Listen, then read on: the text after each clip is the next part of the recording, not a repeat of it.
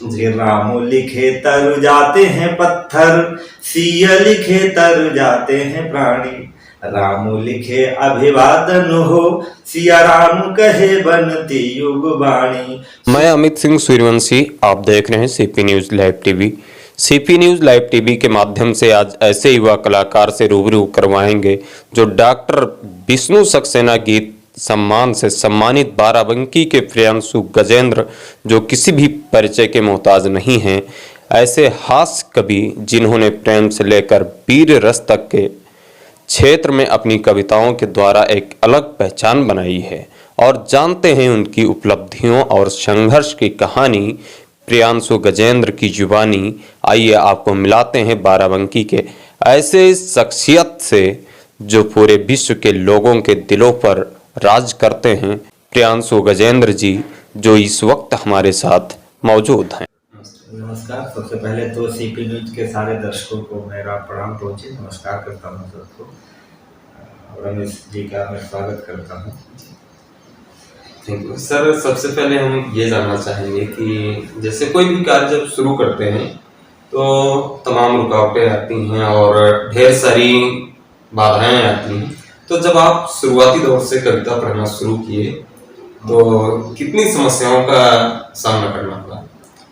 समस्याएं तो खैर बहुत नहीं हुई, क्योंकि इसलिए बहुत इसे कहा जा सकता है कि जिस काम को करने में आपकी रुचि होती है तो उस काम में बाधाएं जब आती हैं तो काम करने में और आनंद आता है। तो शुरुआती दौर क्या मेरा ये था कि जब मैंने कवि सम्मेलन शुरू किए थे तो उस समय मंचों पर जाने से डर लगता था, पढ़ने में डर लगता था, लेकिन चूंकि शौक था कि मैं अच्छी कविता लिख सकूं और अच्छे श्रोताओं से मिल सकूं, इसलिए उस शौक में जो दो भावनाएं मन में चलती थी, तो एक भावना को दबा करके कि चलो देखते हैं क्या होता है, और इस तरह से धीरे धीरे आगे बढ़ते गए। और बाधाएं तो बहुत आई, जैसे कवि सम्मेलनों में यात्राओं की बड़ी समस्या होती थी, जो रेगुलर जो व्यक्ति सोता हो खाता हो उसको रात में जागना पड़े, दिन में ट्रैवल करना पड़े, तो ये सारी समस्याएं थी। लेकिन एक जो ध्येय था, जो उद्देश्य था, उस प्राप्ति के पीछे की ये जो घटनाएं थी ये छुप जाती थी। जब सुखद क्षण आता था तो दुखद वाले अपने आप भूल जाते थे, और यही जीवन का भी उद्देश्य होना चाहिए। तो सर कब से आप कविता कर रहे हैं?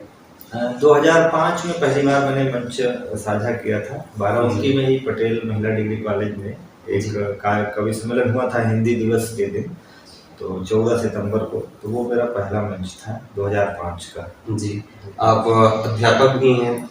हाँ, young stream inter college Barabanki में मैं यहीं पर कॉलेज में पढ़ाता हूँ, हिंदी का टीचर। जी, तो इन दोनों में आपको समय मिल पाता है? जैसे रात भर जागते हैं, दिन में विद्यालय भी देखना होता है? नहीं, मेरे प्रबंधक जी जो है वो हमारा सपोर्ट करते हैं। जब से मैंने कॉलेज ज्वाइन किया तब से ही मैंने कवि सम्मेलन ज्वाइन किया, तो दोनों काम मेरे एक साथ चले और उनका बहुत सहयोग रहा। कवि सम्मेलनों में मैं जब जाता था तो जागने सोने की तो चलो उसको मैनेज कर लेते थे, दोपहर तक कॉलेज होता था तो दोपहर तक आके फिर घर में सो लेते थे। तो और फिर उनके पास वाहन था तो कभी कभी उसको भेज देते, और मतलब कुल मिला करके उनके सहयोग से ही संभव हो सका। और आज भी मैं बहुत ज़्यादा कवि सम्मेलनों में यात्राएं रहती हैं, लेकिन उनका सहयोग हमेशा मिलता है, तो कोई दिक्कत नहीं हुई उससे। अभी कल की तैयारी आपकी शायद दिल्ली की है? हाँ, मैं दिल्ली जा रहा हूँ, वो अवध महोत्सव होने वाला है जिसमें अयोध्या के सांसद माननीय लल्लू सिंह जी अवधि में कवि सम्मेलन करवाते हैं, तो वहाँ मुझे जाना है कल। जी, आपकी तमाम कविताएं कुमार विश्वास जी के साथ हुई हैं। अधिकतर हमने देखा है यूट्यूब पर, तो ज़्यादा से ज़्यादा आप कुमार विश्वास जी के साथ हैं। हाँ, तो वो तो मिलते रहते हैं कवि सम्मेलनों में, सारे कवि मिलते रहते हैं। जी। अच्छा, आपकी एक कविता है जो वो अगर हम BMW खरीद नहीं सकते हैं और नहीं खरीद सकते हैं तो बात तो मार ही सकते हैं। सर, ये कविता आपको लिखने में और ये विचार कहाँ से आया, कैसे? देखिए, विचार क्या है, ये एक हमारे पौराणिक विचार का एक सरलीकरण है। हमारे यहाँ कहा गया है कि जो त्याग है वो व्यक्ति को महानता की ओर ले जाता है। संसार में प्राप्ति जो है वो प्राप्ति हमेशा बाधक होती है तमाम जीवन के उद्देश्यों में। तो भगवान कृष्ण ने भी यही कहा है कि कर्मण्येवाधिकारस्ते मा फलेषु कदाचन। उन्होंने कहा कि कर्म करना अधिकार है, तो उनकी इच्छा से कर्म ना करो। फल की इच्छा से जब कर्म करते हो तो समस्या आती है। जी तो त्याग जो जीवन में है, त्याग की भावना जिनमें होती है, वो महानता को प्राप्त करते हैं। बस उसी बात को परिहास में मैंने कह दिया कि जी जो चीज़ हम नहीं प्राप्त कर सकते हैं, तो उसके दुःख में हम दुखी क्यों हों? सही है। प्राप्ति के दुःख में दुखी ना होकर के हम मन में ये भाव लाएं कि ये हमारे लिए बेकार है, इसका बेकार है। कोई यूज ही नहीं है। सही। भाई BMW जो काम करती है वही काम मारुति की छोटी सी अल्टो कार करती जी। है, दोनों पर सवारी होती है। तो हम सपना ही ना देखें इतना बड़ा कि जो हमसे पूरा ना हो सके, और उस सपने की पूर्ति में हम दुःख का अनुभव करें, तो हम क्यों दुःख का अनुभव करें? सही। बस इस बात को मैंने परिहास में सरल ढंग से कह दिया। वो खैर आनंद की बात है, पर है वो गहरी बात। हाँ, गहरी बात है, बहुत ही गहरी बात है, उस पर विचार भी करना चाहिए लोगों को। जी और आपकी कविताओं का, सभी कविताओं का कोई ना कोई अर्थ होता है। हास्य के साथ साथ, जैसे सौंदर्य पे आपने जी कई कविताएं पढ़ी हैं। इधर जब योगी आदित्यनाथ जी ने एंटी रोमियो चलाया था, उस पे भी आपने कविता पढ़ी थी कि हम पहले सौंदर्य देखकर हम जो है चैन चढ़ाया करते थे साइकिल का। वो तो सारी परिहास की बातें हैं। जी क्या वो कोई कविता नहीं है, वो तो इसको बतरस बोलते हैं हमारे कवि सम्मेलन में कि बातों का रस है। जी लेकिन उसके पीछे का जो उद्देश्य है वो यही है कि हम मतलब जब प्रशासनिक तैयारियां होती हैं, जब प्रशासनिक व्यवस्था जैसी होती है, उस व्यवस्था में ढाल कर खुद को चलना पड़ता है। तो जी। बचपन में मैंने बोला था मैं साइकिल की चैन चढ़ाया करता था, जिधर से सौंदर्य गुजरता जी। था, और ये बचपना हुआ करता है। और ये तो एक सृष्टि का मतलब नियम है जी। कि अगर स्त्री है तो पुरुष उसकी तरफ आकर्षित जी। होता है। तो और जब बचपन का समय होता है, पढ़ाई लिखाई का समय होता है, विषमलिंगी की तरफ आकर्षित होना ये एक स्वाभाविक प्रक्रिया है।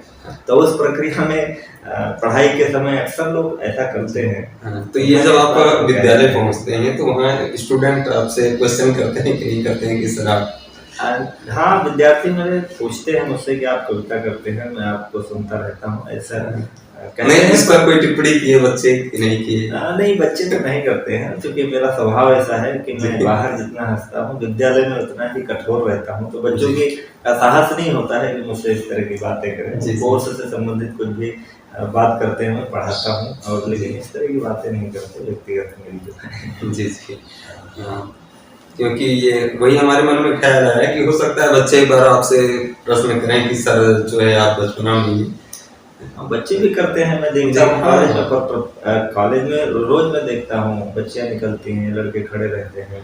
कई बार तो पुलिस भी बुलानी पड़ी इस तरह की मैटर में, और हम लोग भी कई बार डांटते हैं। तो ये एक स्वाभाविक प्रक्रिया है जो परंपरागत चली आ रही, इसको तो रोका नहीं जा सकता। जी बिल्कुल सही है। ये तो आज के युग में और ज्यादा बाल मन है, बच्चों का मन है, और बच्चे थोड़ा उदंड होते ही है, तो उसमें कोई बड़ी बात नहीं है। अच्छा, एक कोई कविता जो इसमें आपकी लेटेस्ट में हो तो दर्शकों को? मैं तो सब लेटेस्ट ही लिखा करता हूँ। अभी मैंने कुछ छंद लिखे हैं, भगवान राम में अयोध्या जी का मंदिर बन रहा है जी, और माता सीता के विषय में एक छंद आपको सुना देता हूँ जी कि आरती गा रघुनंदन की मन, आरती से सब पाप कटेंगे। आरती गा रघुनंदन की मन, आरती से सब पाप कटेंगे। जो कलिकाल के दैहिक दैविक भौतिक है त्रयताप कटेंगे। राम सिया जिनके मन में, उनके मन के अभिशाप कटेंगे। आप रहो कमलापति के, जग के दुख आप ही आप कटेंगे। कि राम अयोध्या के राजकुमार, सिया मिथिला की है राजू दुलारी। राम है राम रमापति तो, लक्ष्मी सिया रूप धरा अवतारी। राम शताधिक काम समान, सियारती रूप सहस्र पे भारी। राम शताधिक काम समान, सियारती रूप सहस्र पे भारी। राम समान नहीं जग में नर, सिया समान नहीं कोई नारी। राम समान नहीं जग में नर। और वही भी रामनवमी को ही मैंने लिखा था। तो मैंने राम लिखने से, राम के नाम की कितनी महत्ता है कि राम लिखे तर जाते हैं पत्थर, सिया लिखे तर जाते हैं प्राणी। राम लिखे अभिवादन हो, सिया राम कहे बनती युग बाणी। सूरज के कुल सूरज राम, तो सिय विदेह के वंश का पानी। और संयम त्याग की मूर्ति राम, सिया ममता की दया की निशानी। तो ऐसे लिखता रहता हूँ जब भी जो कुछ आता रहता है जी। अच्छा, आप प्रेम रस पे बहुत ज्यादा कविताएं लिखी है, तो सर क्या आप अपने निजी लाइफ में भी प्रेम रस का अनुभव किया है?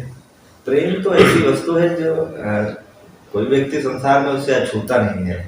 जी, बच्चा पैदा होता है तो वो माँ से प्रेम उसको होता है, पिता से होता है, परिवार से होता है, मित्र से होता है जी। फिर धीरे धीरे कोई न कोई लाइफ में ऐसा भी आता है जो जिस पर संपूर्ण निर्भरता होती है, वो चाहे पत्नी हो चाहे प्रेमिका हो, जीवन में ऐसे क्षण आती है। और कविता के विषय में तो ये कहा गया है कि वियोगी होगा पहला कवि, आह से उपजा होगा गान, निकल कर आंखों से चुपचाप वही होगी कविता अनजान। ये कहा गया है। तो हृदय जब आंदोलित होता है कविता वहीं से निकलती है। और मेरा भी प्रेम था, स्नेह था किसी से, और मैंने फिर धीरे धीरे प्रेम टूटता भी है, और शाश्वत प्रेम वही है जो टूटता है। राधा कृष्ण, इसीलिए राधा कृष्ण आपस में नहीं मिले, क्योंकि मिलने के बाद प्रेम समाप्त हो जाता है, फिर जिम्मेदारियां शुरू होती हैं। मेरी पत्नी है तो ऐसा नहीं कि उससे मेरा प्रेम नहीं है, पर वो गृहस्थ जीवन का प्रेम है, वो दूसरी तरह का है। प्रेमिका का जो प्रेम था वो दूसरी तरह का है। तो वो जो पीड़ा थी वो मन में थी, और वो लिखते लिखते इस तरह पहुंची। तो अभी मैं तो गाता रहता हूँ मंचों पर इस समय कि कहीं प्रशंसा कहीं से ताली, कहीं भरा मन कहीं से खाली, जैसे तैसे उम्र बिताली मैंने तेरे प्यार में, रात रात भर तुमको गाया सुबह छपे अखबार में। जी जी। तो ये मैं गाता हूँ, और ये शायद मेरी संवेदना है जो मैं उस तक पहुँचाने की कोशिश करता हूँ। कि पाँव बेच कर सफ़र खरीदे, सफ़र बेच कर राहें, जब मैं खुद को बेच चुका तो सबकी पड़ी निगाहें। नींद बेच कर सपन खरीदे, सपने बेच तबाही। नींद बेच कर सपन खरीदे, सपने बेच तबाही। कागज बेचे, कलम खरीदी, कलम बेच कर स्याही। जीवन कई रंगों में रंगा, रंगों के व्यापार में, रात रात में तुमको गाया सुबह से अखबार में। तो वो तो खैर सबके साथ होती है, और आपके साथ भी होती है, तो इसमें कोई बड़ी बात नहीं है। हाँ, आप जो है कविता में अभी की बीवी है, पत्नी, तो एक ही पत्नी है? पत्नी तो एक ही होती है, वो परिहास में कह देता हूँ एक पत्नी है जी। एक ही है और एक ही होती है, और एक ही होनी भी चाहिए जी। तो जीवन अगर आपको सार्थक गति से चलाना है, जो हमारे अध्यात्म में, हमारे दर्शन में कहा गया है कि धर्म अर्थ काम और मोक्ष, ये 4 जीवन के उद्देश्य हैं जी। तो धर्म अर्थ काम और मोक्ष के लिए तो पत्नी तो होना आवश्यक है, क्योंकि हमारे धर्मशास्त्रों में इस बात का उल्लेख है कि हम किसी पूजा पाठ को या धार्मिक अनुष्ठान को पत्नी के बिना पूरा नहीं कर सकते। भगवान राम ने जब यज्ञ किया था, अश्वमेध का यज्ञ किया था, उस समय सीता जी वन में थी, उन्होंने सीता जी का निष्कासन कर दिया था। तो सीता जी वन में थी, तो सीता जी की मूर्ति पास में बैठाने के बाद वो यज्ञ का अनुष्ठान पूरा हुआ था जी। तो ये तो आश्चर्य है, अब वही 2 पत्नियां 4 पत्नी, ये तो फिर ये विलासिता है। ये कोई जीवन, गृहस्थ जीवन, एक अच्छे गृहस्थ जीवन का उद्देश्य निशानी नहीं है जी। सर, इस पे जो है, जैसे एक बात आती है, श्री रामचंद्र जी ने जब यज्ञ किया था उस वक्त, अच्छा ये सीता माता का जो निष्कासन उत्तरकांड में, ये सारी चीजें जो दर्शाई गई हैं, क्या इस पे सत्यता भी है या? देखिए, सत्यता और असत्यता तो क्या, हरि अनंत हर कथा अनंता, कहाँ सुने बहुविध सब सुनता, कहते हैं कुछ लोग के स्वामी तुलसीदास जी ने इस विषय का उल्लेख ही नहीं किया है, रामचरितमानस में इसका उल्लेख नहीं है। तो सत्यता क्या है, ये तो न तुम थे न हम थे, न जो कह रहा वो था सही। लेकिन सत्य क्या है, अगर सत्य भी रहा होगा तो उसमें कोई गलत नहीं था। भगवान श्री राम जो है मर्यादा पुरुषोत्तम थे, और उन्होंने मर्यादा का पालन, भगवान राम का जो जीवन था, जो आज उस जीवन से पूरी दुनिया को सीखना चाहिए कि जीवन क्या होता है। तो इसमें सत्यता असत्यता की बात तो क्या कहा जा सकता है, लेकिन सीता जी भी अपने उद्देश्य का पालन, कुछ लोग कहते हैं कि लव कुश का सही पालन पोषण वन में हो, इस उद्देश्य से उन्होंने भेजा था। अब भगवान राम तो जब त्रिलोकपति हैं, तो वो चाहते तो समुद्र में पुल बनाने की क्या जरूरत थी, लेकिन उन्होंने पुल बनाया। वो जब उन्होंने ही धरती और समुद्र दोनों बनाया है, तो वो समुद्र की जगह धरती बनाते, धरती की जगह समुद्र बनाते हैं। लेकिन ये उनकी माया है, उनकी लीला है, उस पर कोई उंगली नहीं उठाई जा सकती। उनका एक ये संदेश भी था कि हमको जो है हर एक चीज आसान रास्ता नहीं देखना चाहिए थोड़ा सा। हाँ, कुछ लोगों ने ये भी कहा कि ये जो काल्पनिक कहानी है तो काल्पनिक भी हो सकती है जब कोई था ही नहीं। और ईश्वर की कथाएं हैं तो कथाओं में तो आप कितना भी कथाएं जोड़ते चले जाओ। जी। और वो मायापति श्री राम की बात है तो वो तो हर व्यक्ति के हृदय में है तो उस पर कोई उंगली नहीं उठाई जा सकती। सही है। जी। सर फिर इसमें जो है आपका जो निचले स्तर से यानी बाराबंकी में सबसे पहली कविता से लेकर आज तक जो पूरे विश्व में ज्यादा से ज्यादा लोग कविताएं आपकी देखते हैं और आपको पसंद भी करते हैं। अक्सर अब जो हमारे बाराबंकी में नए कवि उठ रहे हैं जैसे तमाम छोटे छोटे भाई, तो उनको क्या संदेश देना चाहेंगे आप कि कैसे वो कविता पढ़ें, कैसे तैयारी करें? देखिए, कविता तो ना कोई कोई परीक्षा नहीं है, ये तो ना तैयारी का विषय है, कविता जी। आत्मरंजन का विषय है। जो मेरा जहाँ तक विचार है तो मैंने कोई तैयारी नहीं की थी कि मैं मंच पे जाऊँगा, मैं पैसे उससे कमाऊँगा, मैं बड़ा कवि हो जाऊँगा, ये सब जी। कोई कोई उद्देश्य नहीं था। बस कविता मैं लिखता था, गाता था, मुझे आनंद आता था और लिखते-गाते यहाँ तक आ गया। जी। तो मैं नए लोग जो भी लिख रहे हैं उनको यही सलाह देना चाहूँगा कि जीवन में कोई अन्य मार्ग ना अपनाएं। अन्य मार्ग से जैसे तमाम भ्रांतियाँ हैं मंचों को लेकर के कवि सम्मेलन अरेंज करो, उनको बुलाओ, ये तुमको बुलाएंगे, वो उनको बुलाएंगे। ऐसे में तथाकथित कवि आ जाते हैं जो जी। कविता से जिनका नहीं मतलब होता फिर भी वो कवि सम्मेलनों में ये जो बैक साइड है उससे आ जाते, प्रवेश कर जी। जाते। तो इन सब पर ध्यान ना दें क्योंकि ये मंचीय प्रपंच जो है वो जीवन को पथभ्रष्ट करते हैं। जी। जीवन में सफलता का केवल एक उद्देश्य है, वो है आपकी अच्छी रचना और अच्छी प्रस्तुति। अब अच्छी रचना कैसे हो सकती है? अच्छी रचना के लिए चाहिए आपको कि आप ज़्यादातर पढ़ें।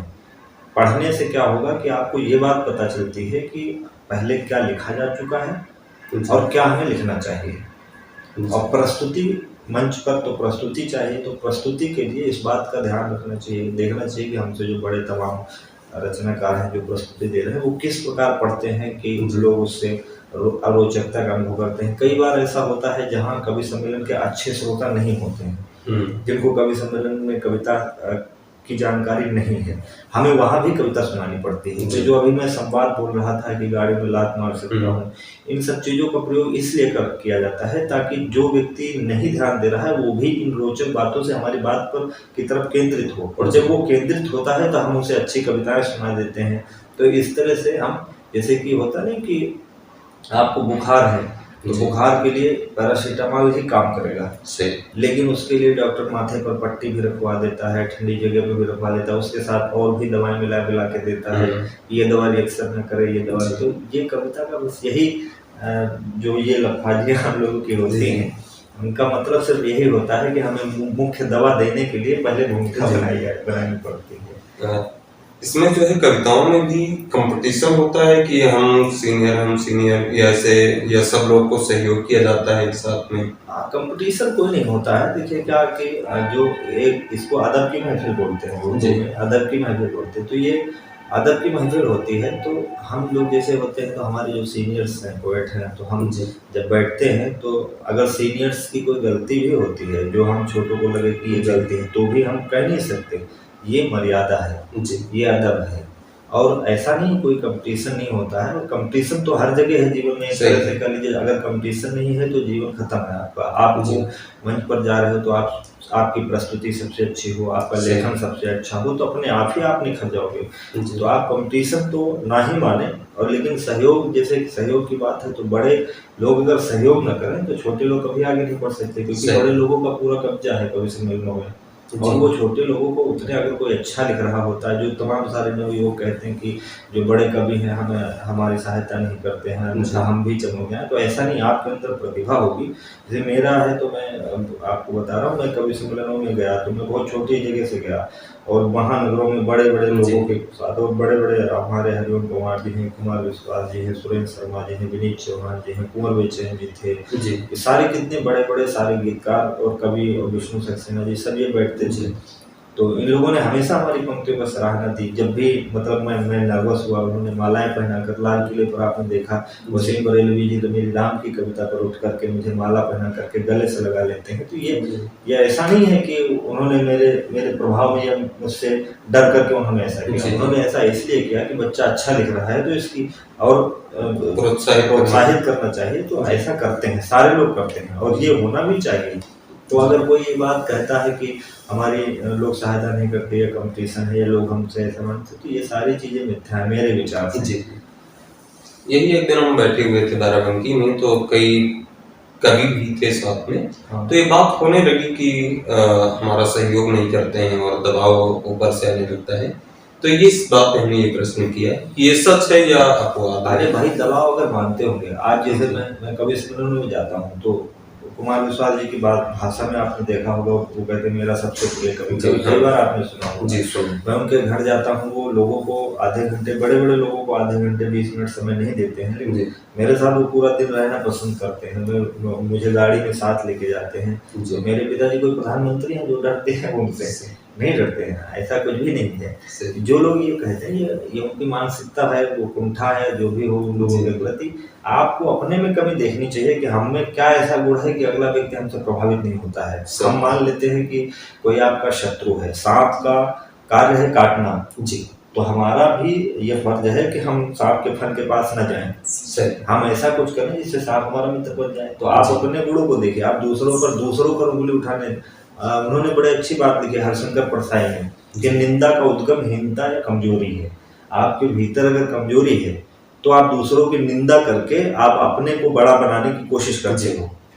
किसी बड़ी लकीर को छोटा बनाने के लिए आपको चाहिए कि आप बड़ी लकीर खींचो जिससे वो छोटी हो, परंतु लोग करते क्या हैं, निंदा से उस लकीर को मिटा करके खुद की लकीर को बड़ा करना चाहते हैं, और ये गलत धारणा है। इससे सही बात है, बिल्कुल सच है। तो सर लास्ट में एक कोई संदेश आप दर्शकों को? दर्शक तो सब हमारे बाराबंकी के ही सारे लोग हैं और बाराबंकी वासियों का मुझे बहुत प्यार मिलता है। मुझे एक दुख है कि मैं सबसे मुलाकात नहीं कर पाता हूँ। बहुत सारे लोग मुझसे मिलना चाहते हैं, बहुत सारे लोग मेरे घर आना चाहते हैं और बहुत सारे आयोजनों में, छोटे छोटे तमाम आयोजनों में और वैवाहिक और अन्य सांस्कृतिक कार्यक्रमों में लोग मुझे आमंत्रित करते हैं, पर समय की व्यस्तता के कारण मैं उन तक नहीं पहुंच पाता हूं। उसके लिए मैं क्षमा चाहता हूं। बाराबंकी के लोग मुझे बहुत प्यार करते हैं, मैं जानता हूं, और मैं भी उनको बहुत प्यार करता हूं। और मैं समय रहते, जैसे जब भी समय मिलता, आपको भी मैंने समय, आज लगभग 1-2 महीने हो गए हमारी आपकी बात होते हुए, मुझे आज आपको मैं समय दे पाया हूँ, इसके लिए मैं क्षमा प्रार्थी हूँ। क्योंकि नहीं समय मिल पाता है तो थोड़ी सी समस्या है, उसके लिए मैं चाहूँगा क्षमा करेंगे। मैं सबको प्यार करता हूँ। धन्यवाद, नमस्कार। गांव से लेकर शहर तक, व्यापार से लेकर सेंसेक्स तक, भारत से लेकर अमेरिका तक, हमारी है हर खबर पर नजर। मुद्दा विकास का हो या गरीबी का, दिखाएंगे हर सच जिस पर नहीं जाती है आपकी नजर।